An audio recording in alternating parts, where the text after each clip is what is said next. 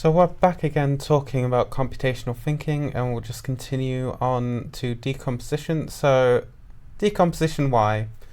So problems can be quite complicated to think about all at once. Imagine, for example, you are on an odd escapade and you are in Hong Kong and you need to defeat an enemy in Egypt whilst minimizing danger to people. This might be overwhelming. And what you can do is sort of split that into like smaller steps that you can do, sort of smaller sub problems. So how to get from Hong Kong to Singapore, how to get from Singapore to Calcutta, and so on and so on. And then like as a separate thing, like how do you defeat the enemy? And you can sort of think about those separately and they sort of get less overwhelming. And yeah, smaller steps are more manageable to think about. And so, what is decomposition? So decomposition is breaking a problem down into smaller subproblems. So once each subproblem is small and simple enough, it can be tackled individually. It's sort of like it's dividing and conquering your sort of larger problem into smaller problems. And there's sort of various folk tales about like how, you get a bundle of sticks, and that is, and we can imagine that as like our overall problem. Well, like together they are like small, that they are like difficult to snap.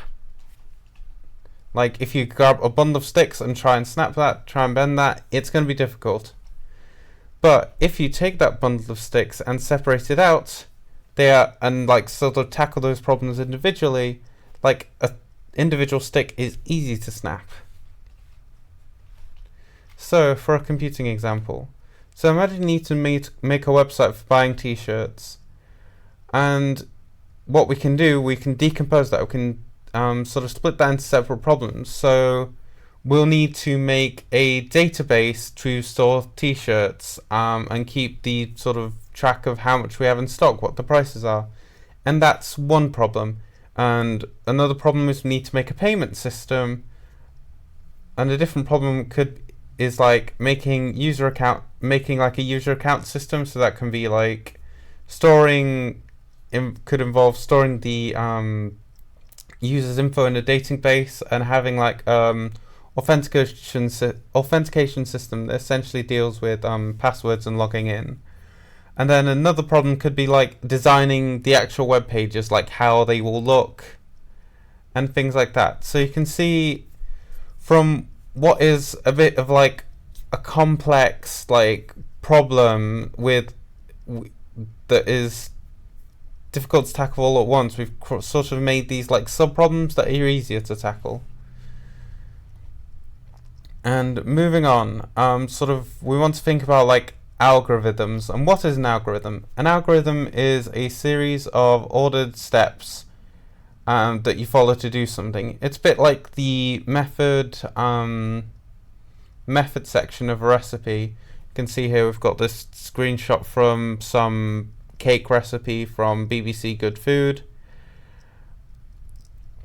And obviously you can, like, a recipe is just a series of steps, like preheat the oven, then measure the flour and various ingredients, and then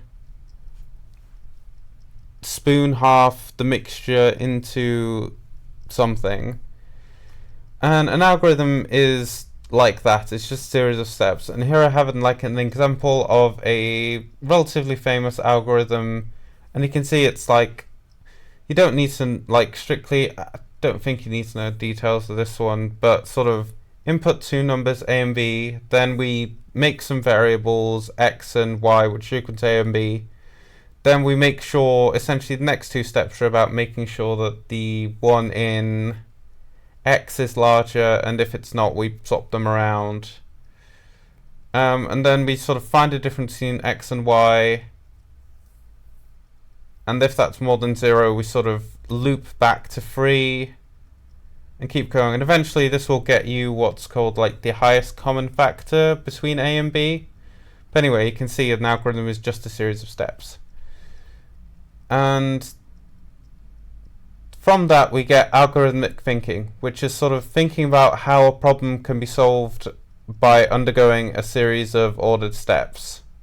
Sort of what steps need to be taken in what order to do this thing. Or like it's solving a problem by developing an algorithm. Sort of thinking about how we can make, because obviously an algorithm is a series of steps. The first one is just like more expands on essentially what an algorithm is. So yeah, that has been algorithmic thinking and decomposition. And obviously these are sort of like related things you can think of. Like obviously decomposition is more sort of broad and doesn't necessarily care about the order. It's more splitting into sub-problems, whilst algorithmic thinking is like sort of splitting it into more smaller sort of series and more like more smaller series of steps that also have like a specific order. Yeah.